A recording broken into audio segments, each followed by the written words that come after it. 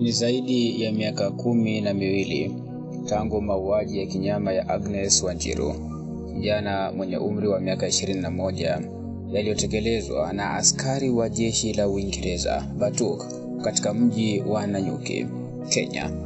Haki bado haijapatikana. Lakini je, nini hasa kilitokea usiku ule? Ilikuwa Ijumaa usiku, tarehe 31 Machi mwaka wa 2012. Hewa ya Nanyuki ilikuwa baridi, ikibeba harufu nzito ya mvua iliyokuwa ikikaribia kunyesha. Mji huo mdogo ulijawa na pilika za maisha ya usiku, kelele za muziki zikichanganyika na kicheko cha wanywaji kwenye baa zilizopangwa kando ya barabara zenye vumbi. Mara kwa mara mlio wa chupa ukigongana uliingia masikioni, ukitangaza shamra za usiku wa malipo ya mshahara. Wenyeji, watalii na askari wa kigeni walichanganyika, wakiburudika na kupoteza mawazo ya kazi za siku. Miongoni mwao kulikuwa na binti kijana mwenye mwanga wa ujana machoni mwake, Agnes Wanjiru. Alikuwa na miaka 21 tu, mrembo, mwenye ndoto na roho iliyojaa uhai. Lakini usiku huo Agnes alikuwa katika hali ya kukata tamaa.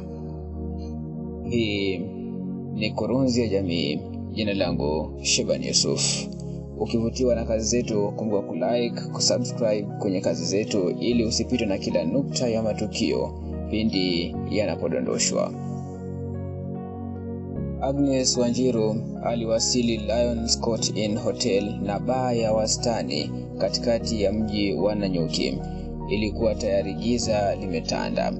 Mashuhuda walimuona akiingia pale akiwa na kundi la wanaume. Askari wa Uingereza walikuwa wakipiga kambi Nanyuki kwa mafunzo chini ya British Army Training Unit Kenya, almaarufu kama Batuk. Mashuhuda wanasema Agnes alionekana kuwa na hofu, lakini pia akiwa na tumaini fulani. Alikuwa amevaa gauni jeusi fupi, viatu vya buti na alijitahidi kuonyesha kujiamini. Lakini nyuma ya vipodozi na rangi nyekundu ya midomo yake, macho yake yalibeba kivuli cha wasiwasi. Alikuwa na sababu. Mtoto wake alikuwa mgonjwa na hakuna aliyekuwa akimsaidia. Alikuwa anahitaji pesa. Usiku huo Agnes alijulikana kwa askari wale kupitia mwanamke mwingine wa eneo hilo. Baadhi walisema alikuwa rafiki yake, wengine walidai alikuwa mpatanishi tu kati ya wasichana wa mjini na wageni.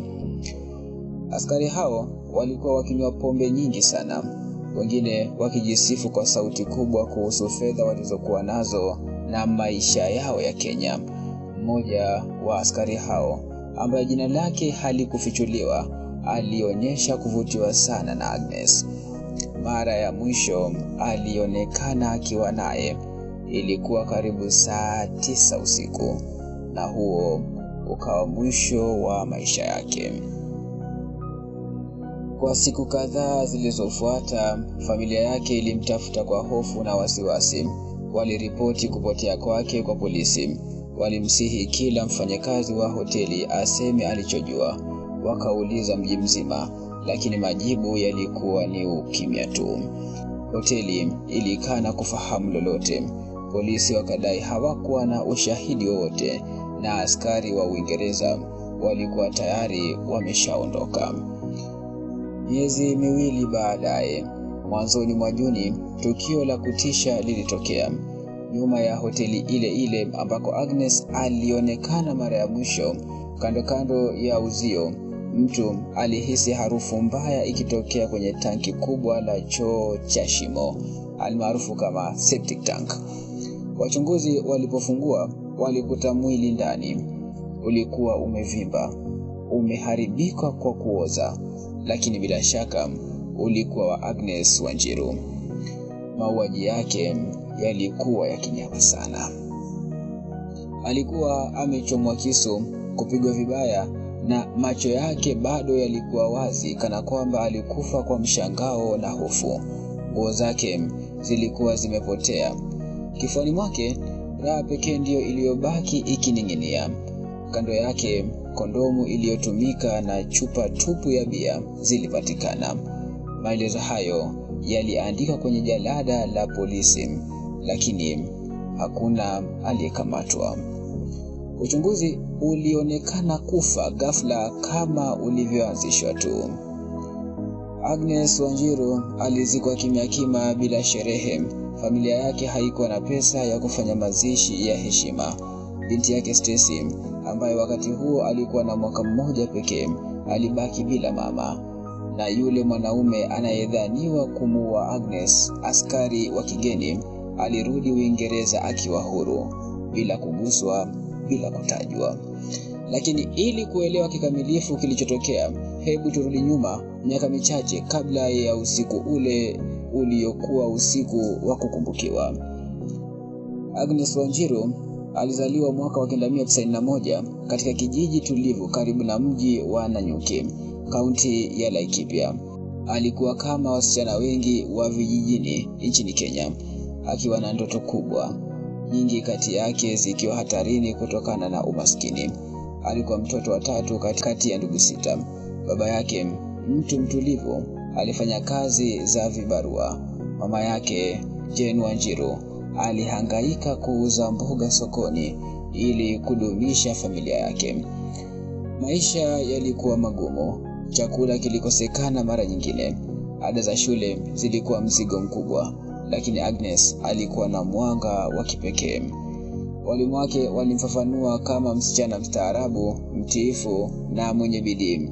Alipenda fasihi na ndoto yake ilikuwa kuwa muuguzi, si kwa pesa wala sifa, bali kwa sababu alipenda kusaidia watu. Hiyo ndiyo ilikuwa asili yake. Lakini maisha, kama yalivyo kwa familia nyingi za vijijini, yakapindua ndoto hizo. Agnes aliacha shule ya sekondari kabla hajamaliza mwaka wa mwisho. Ada haikuweza kulipwa. Alijaribu kurudi shuleni lakini haikufaulu. Hatimaye akaacha kabisa. Akiwa na umri wa miaka 19 alipata ujauzito. Baba wa mtoto hakuhusika na Agnes hakupenda kuzungumzia sana kuhusu yeye. Alisema tu amesonga mbele. Bila kipato, bila mwenza na elimu ya kiwango cha chini, Agnes alimgeukia mtu mmoja ambaye hakuwahi kumwacha, mama yake, Jane. Waliishi pamoja katika nyumba ya vyumba viwili tu iliyojengwa kwa mbao na mabati. Hakukuwa na umeme, hakuwa na maji ya bomba, lakini hapo ndipo palipokuwa nyumbani. Agnes alimlea binti yake Stacy kwa upendo na uangalifu mkubwa. Mara nyingi alitembea umbali wa kilomita kadhaa kutafuta matibabu ya bure kwenye kliniki za eneo hilo kila mara Stacy alipougua, lakini mzigo ulikuwa mzito mno. Alipofikisha umri wa miaka 21, Agnes alikuwa akifanya kazi za vibarua, kufua nguo, kusafisha nyumba, chochote kilichoweza kumpa riziki. Lakini hakikutosha. Mahitaji ya matibabu ya Stacy yaliongezeka. Mtoto alikuwa akipata maambukizi mara kwa mara. Dawa zilihitaji pesa zaidi ya uzito wa pochi ya Agnes. Ndipo akaanza kutoka jioni kwenda kwenye baa, vilabu na hoteli ambazo wanajeshi wa kigeni walikusanyika, si kwa sababu alitaka, bali kwa sababu hakuwa na njia nyingine. Watu walinong'ona mitaani kwamba wasichana kama Agnes walikuwa wanaharibu mji, lakini hawakuelewa. Agnes hakuwa akitafuta maisha ya anasa, alikuwa anatafuta hela za kununua nepi. Nanyuki ni mji wa ajabu sana, mchanganyiko wa Kenya ya zamani na mpya. Nyumba za kifahari za enzi za ukoloni zikiwa kando ya majengo mapya, hoteli za kifahari zikitazamana na soko lililojaa msongamano wa watu, na juu ya yote kuna uwepo wa kijeshi, British Army Training Unit Kenya, BATUK, ikitazama kila kitu kutoka juu. Kila baada ya wiki chache, wanajeshi wa Uingereza hufurika mjini kwa mazoezi ya kijeshi. Wanakuja na pesa na maringo na hisia ya kutoguswa na sheria. Wanakunywa, wanasherehekea na kuacha nyuma hadithi nyingi, zingine za kawaida, zingine za giza na zingine ambazo hazisemwi kabwe. Agnes aliishi katika nafasi hii ya mipaka, akijaribu kuendelea kuishi. Familia yake haikujua undani wa kazi zake za usiku. Mama yake Jane alihisi kama mama wengi wanavyohisi, lakini hakumhukumu. Alikuwa na wasiwasi, alisali, alitumaini mambo yangebadilika.